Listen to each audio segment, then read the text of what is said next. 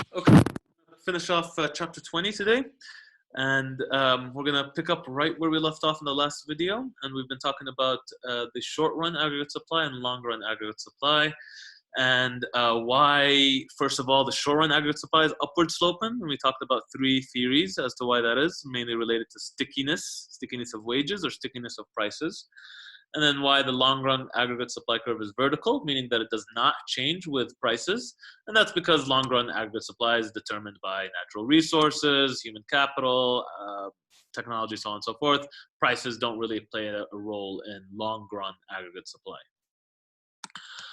So here, we're going to start to say, first of all, how do we determine shifts in the long-run aggregate supply and short-run aggregate supply? And we talked about some shifts in the long-run aggregate supply, and we said that changes in technology, changes in human capital, immigration, so on and so forth, do shift the long-run aggregate supply, but it also should shift the short-run aggregate supply, because let's not forget that this short-run aggregate supply is kind of baked into this long-run curve.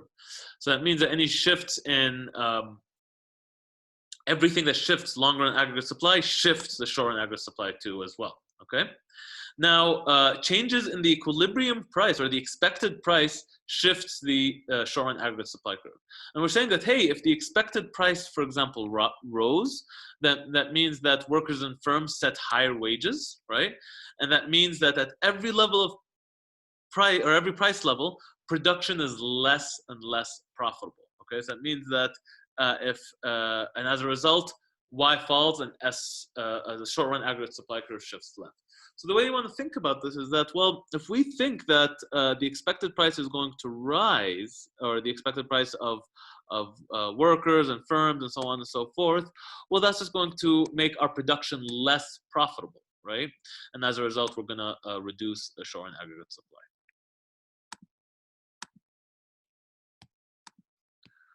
Okay, so here we talked about the long run and the equilibrium. Everything is perfect right here. So usually when we model these types of things, we assume that the economy is at equilibrium. The economy is right here where aggregate demand and aggregate supply intersect perfectly at the natural rate of output. And you can think of, say, and right before the Corona crisis happened, we were right here. Right, we were chugging along. Everything was going great. Aggregate demand, aggregate supply was perfectly lined up with where we're supposed to be at the natural rate of output, and the economy was just doing great at this point, just growing at its natural rate, and there was no shocks, and everything was fantastic. But then we had this Corona crisis, and that shifted some stuff here, and we're going to talk about how we should start to analyze and think about these graphs. One thing that I do want to tell you right now, right off the bat, is that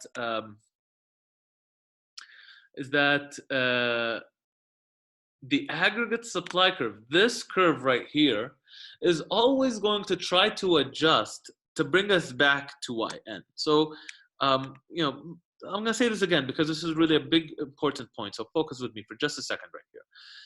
Whatever happens in this model, this curve right here is always going to change. It's always going to adjust either to the left or to the right, and it's going to adjust to bring us back to Yn. So if, for example, our actual level of output was over here, then that means that this curve is going to shift in such a way to bring our actual level of output, which is above our natural, back to the natural point.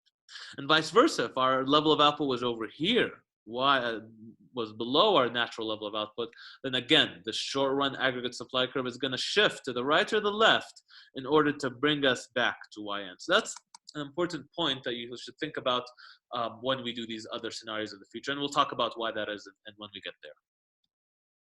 But just remember that this curve right here, the short-run aggregate supply curve, is essentially the curve that fixes and returns us back to equilibrium after experiencing some sort of shock. Okay, so how are we going to analyze these fluctuations? First of all, we're going to determine whether the event shifts the aggregate demand or aggregate supply curve, right? Or, well, I guess step 0 is to determine whether there's a movement along the curve. But once we determine that, hey, well, we're actually shifting, well, which one is it shifting, demand or supply? And then we're going to say, well, is it shifting it left or right? Is it an increase or a decrease? And then we're going to see how this diagram, the aggregate demand, aggregate supply curve, aggregate demand, aggregate supply diagram, determines prices in the short run. And we're going to say that, okay, once we determine what that price is, we're going to see how we move from the short run to the long run. So let's take an example. Let's say we have a stock market crash. In fact, we can even think of this as the Corona crisis as well, right? So whichever one you want to think of, whether it's the stock market crash or Corona, both work well here. And what we're going to say is that, well, first of all, we have the stock market crash, something bad happened in the economy, and as a result, that affected our consumption. People are not willing to consume anymore because either they are less wealthy because they just lost a lot of money in the stock market, or maybe they just lost a lot of they lost their jobs, right? In Corona crisis, the example of Corona, this affects C because people lost their money in the stock market, or they lost their jobs because of social isolation, so on and so forth. So that affects the consumption, and most importantly, it brings down consumption. So we know that the aggregate demand curve shifts left. So to begin, we were right here at point A. We started saying that, hey, aggregate demand and aggregate supply perfectly intersect at long run aggregate supply, and I'm at this point right here. The good thing about this point is that, hey, I'm perfectly at my potential, right? I'm not deviated, I'm not above or below my potential, and this is the price level that prevails. This is going to be the price of the goods and services that I buy. This is the price of bananas and milk and stuff, and the stuff that we buy in the economy. So we're going to say that, hey, before Corona crisis or before the stock market crash, I was at A, everything was amazing, everything was great. There was no deviation from where I'm supposed to be. I'm perfectly at YN. And we said, well, this stock market crash happened, or the Corona crisis happened, and that brought down aggregate demand. So this is part 1 and 2, example, or steps 1 and 2 is going to be moving from point A to point B because we shifted the aggregate demand curve to the left. So at this point B, what you can see is that, well, first of all, wow, prices is lower and output is lower, okay? So output being lower, that means that unemployment is higher. So remember, you can always think about that when output goes down, that means that that means that we're not producing as much anymore, and that means that we fired some people, or unemployment is higher as well. Okay, so now that we're at point B, you want to think of, okay, well, now I'm here. What's going to happen next? And remember, what did I tell you in the last slide? I said that the short-run aggregate supply curve will always adjust to bring us back to potential. And that's exactly what happened. Since we had the shift in the aggregate demand curve to the left, we went from this blue curve to this left curve, to this red curve. And since we're here, now aggregate supply is going to adjust to the right so that it brings us back to C. And finally, when we're at C, output is at potential and the shock is over. Now notice at the end of this shock, prices are permanently lower. Prices are permanently lower because we had a decrease in aggregate demand and an increase in supply. And that makes sense. If we have a decrease in demand, people aren't buying, but at the same time, we increased our supply, well, clearly, of course, prices will go down. Prices will decrease.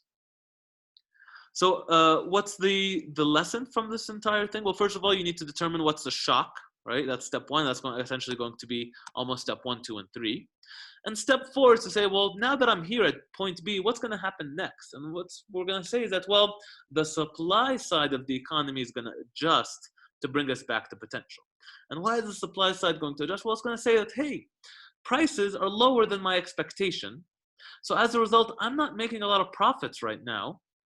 And as a result, I'm going to come from B all the way over to C. So my expected price is lower than my actual price. And as a result, I'm going to increase my supply. All right, so we can take 2 examples of aggregate demand shifts. First of all, the Great Depression in the 1930s. And people were pretty sad and depressed at the time. People were unsure what was going to happen in the future. They thought that the financial system was breaking down. There was a bank run. People ran and stood in line outside their banks trying to withdraw their money from their deposits. And we had a big aggregate demand shift because there was a lot of uncertainty and lack of faith in the system. So stock prices fell, reducing C and I, Y fell, P fell. and unemployment rate rose from 3 to 25.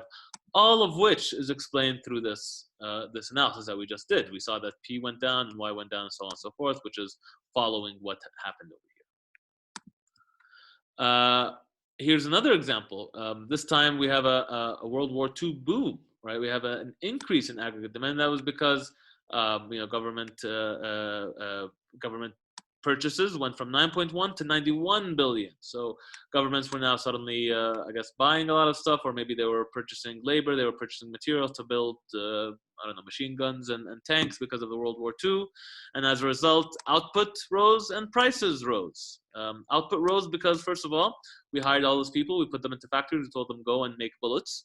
As a result, we paid them money, we paid them wages, and they went and they bought stuff. They went and they bought Starbucks, they went and they bought pizza, they went and they bought stuff, and that increased our output. But because they went and they bought all the stuff, that also increased prices because now they're competing over who gets the pizza, who gets the Starbucks, and as a result, since there's more demand, there's more wealth, people have more money in their pockets, and they're buying more stuff, that increased prices. And again, this can also be seen through this graph as well, right? Of course, it's in the opposite direction because we have a aggregate demand curve that shifts to the right, right? This time, in this particular example, where we have a World War II boom, but then these outputs, these results will follow, and you can do that on your own, and you can see that in fact Y will increase and P will increase if you do a rightward shift in aggregate demand, an increase in aggregate demand rather than a decrease in aggregate demand. Okay, so let's do another one. We're gonna say that this other scenario is we're gonna say that a boom occurs in Canada. Somehow Canada is booming. They're buying and they're consuming and they're much more than they used to. So how are we going to determine the effect on the U.S. Economy? Okay. So we're saying an effect in Canada has an effect on the U.S. economy. Now, what's the channel between these two? Of course, it's going to be net exports, right? And we talked about this. We said that, hey, if Canadians are currently buying more stuff, they have a boom happening in their economy, they're going to buy more iPhones, they're going to buy more Tesla cars. And as a result, that increases net exports and should be a good thing for U.S. GDP.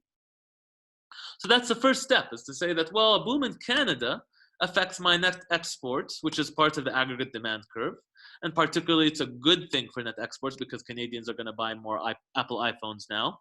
And that shifts my aggregate demand curve to the right. So this is great. So this is exactly like the example we were just talking about, except now instead of shifting AD to the left, we're shifting it to the right.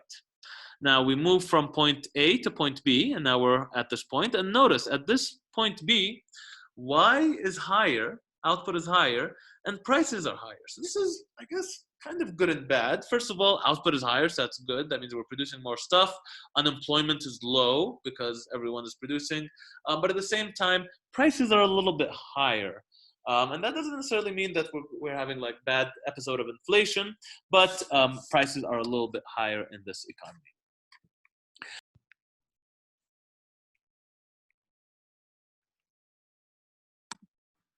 Okay, sorry about that. We had some technical difficulties, but we're back. Okay, so we've been talking about a boom in Canada, and that shifts the aggregate demand curve. We determined that it shifts it to the right, so we've moved from point A to point B. And once we're at point B, we have to ask ourselves the question, well, what happens next? And then we always said that, listen, it's a short-run aggregate supply curve that's going to adjust to bring us back to potential. Now, does it go to the right? Well, if it went to the right, that would just make it worse, and we're going to kind of move away from our potential. So it must be that the short-run aggregate supply curve shifts to the left so that we come back to our potential at point C. So that's why over time, the expected price rises until we are at our long-run equilibrium. All right, so let's talk about the Great Recession of 2008-2009, and that's going to be, again, an aggregate demand shift. The reason being is because a lot of people had mortgages that they couldn't pay anymore. They had these houses that were essentially worth a lot less than what they paid for, so people felt a lot less wealthy. They had a lot less money, and that means that they consumed a lot less, or they bought a lot less, and it was a shift in aggregate demand curve to the left. It was a contraction in demand. And why did, first of all, what was going on in 2008? So prices rose for a number of reasons. First of all, we had really low interest rates for a long time. And there's this kind of idea that in the U.S. that there's this dream of owning your own home, and there's just like a lot of policies to increase home ownership. There's like the American dream of buying your own home. So there was a lot of low interest rates. There was huge demand for home ownership, and then we also made it really easier for subprime borrowers to get credit. And what does subprime borrowers mean? Just mention means that borrowers who aren't really credit worthy. People who have jobs, people who have steady rates of income, usually are credit worthy because we know that, hey, this person has a steady source of income and as a result can pay back whatever loan we give them. But if you don't have a steady source of income, then you're a subprime borrower. And we made it easier for people with who were subprime, who didn't have steady sources of income to get credit and get a house. We also did some weird stuff with mortgages. The financial industry and financial engineers created all these securities. If you watched the movie The Big Short, they created these CDOs. They created these mortgage-backed securities, MBSs, that turned out to be like rat poison, and they collapsed the entire economy. So that would be another reason why housing really boomed over that period and crashed eventually. So what was the consequence of this kind of big boom in housing prices and a subsequent crash? Is that a lot of people lost a lot of money. They bought all these houses, and after a crash they owed more than what the house was worth. So that was a big giant effect on consumers. They felt that they were a lot wealthier than they thought they were. And that caused a decrease. They caused a decrease in demand, and as a result, we have rising unemployment and falling GDP. Okay, so you can imagine this as kind of the first example we did in this video, where we talked about the Corona crash, or we talked about stock market crash. This is kind of in the same vein. So what did the government do to respond? Well, first of all, they engaged in monetary policy. They said, okay, well, the only thing that we can do is fiscal and monetary policy. Let's do a little bit of monetary policy, and we're going to change the federal funds rate to near zero. The reason being is because there's a perception that zero is the lower bound, that we can't have negative interest rates, and that's going to be something that is being discussed right now. It turns out that interest rates can be negative if you really want them to be. But nonetheless, the Federal Reserve, the central bank of the U.S., brought down the interest rate to near zero, and that's monetary policy. That's saying that, hey, go out, borrow, interest rates are really, really low. Hire people, invest in your burger shop or your donut store, and that will be good for the economy because that brings back aggregate demand.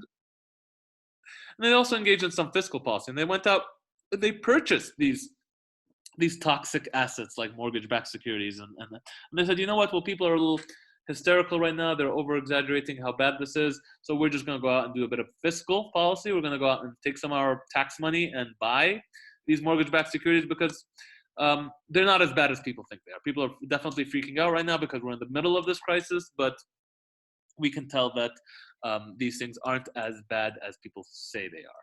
So that means that they injected a lot of capital into the banking system to increase banks' liquidity. That means that they told the banks, listen, go out and lend to the rest of the world because, hey, the federal fund rate is near zero. Don't worry about these assets that are on your balance sheet. We're going to buy them from you, and you're not going to have any problem. And also, here's a lot of money. Here's a lot of capital. And we're trying to increase your liquidity so that you can go out and give all this money to these people so that they go out and buy and invest. And the whole point of this is that, well, we had a shift left in aggregate demand, right? Well, I'm trying to shift it back right. All of these things right here, these three things, is trying to increase the aggregate demand, or trying to increase aggregate demand. They're saying, after we had this leftward shift or this reduction in aggregate demand, how can I bring it back to its normal place? Well, these are monetary and fiscal policies that try to get at that. And this is, of course, also more fiscal policy here as well. Okay, so let's take another example. let's look at an increase in oil prices. How does that affect this model? And the first thing you want to think about is, well, first of all, does it affect aggregate demand or aggregate supply? Now, I would argue that it affects both demand and supply, but then you want to say, well, if it affects both, which one does it affect more? Is it affecting consumers or is it affecting producers more? And I think if you ask it in this way, it does affect producers more than consumers. The reason being is because, well, the producers of agricultural products, like food that we eat, actually is pretty energy intensive. It takes a lot of energy to pump the water, get the tractors out, transport all the stuff, get it from the farms in Idaho all the way to your door here in Colorado, and all of that requires a lot of energy, a lot of oil in order to do that. So as much as an increase in oil prices definitely does have an effect on the aggregate demand curve, it will have a larger effect on the aggregate supply curve because an increase in oil prices affects producers more than it does affect consumers, although it affects them both, but producers more. So that's why we're going to say that there's no shift in aggregate demand curve. There's nothing here. The only thing that does happen is that the aggregate supply curve shifts to the left. We have a decrease in aggregate supply. The reason being is because, well, now they have to pay more in oil prices. If firms are now having to pay more, that means that they have to produce less to compensate for this increase in oil prices. So we have a shift left in the short-run aggregate supply, and now we're at this point B. Okay, and now you got to ask yourself the question: well, what happens next? And we know that, well, I know that this curve is supposed to adjust to bring us back to the natural rate of output. So what's going on here? And well, that's exactly what happens, right? Two things can happen, right? If policymakers do nothing, then the short-run aggregate supply curve shifts back to the right, and we move back from point B slowly back to point A, and then we're back at our natural rate of output. The other thing that we could do, we could say that, well, if we have a decrease in aggregate supply to the left, what I could do is I could try to increase aggregate demand so that I push my aggregate demand curve to the right and I go from B to C. Notice, whether I go from B to A or B to C, the whole point is I'm trying to get back to YN, right? It doesn't matter whether I do it through this way, and it's just an aggregate supply story at all, that's it. Or I can go through this way and say, well, it's not aggregate supply. Aggregate supply is just going to be permanently over here. So that means that I need to now increase my demand to kind of bring us back over here.